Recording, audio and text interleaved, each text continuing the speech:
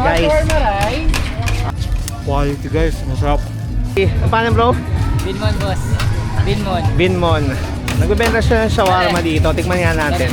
Kasi isang order. Large, Shawarma. boss. Small lang siguro. Ayan guys.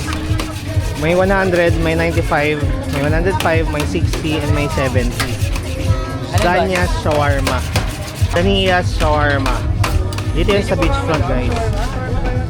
Habang naglalakad tayo, ginutom tayo, kakalakad para makita natin yung nightlife dito sa Puerto Galera, sa White Beach.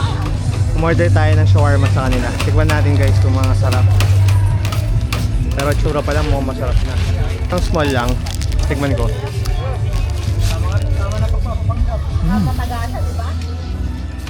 Quality guys, masarap. You like shawarma?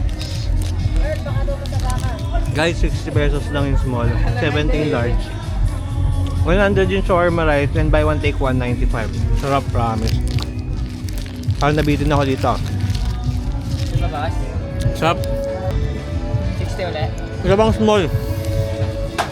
Hindi ba pwedeng gawin ko ng buy one take one yung ano? Small po. Ay, yes po. Oo. Pwede po na ikot. Magkano yun?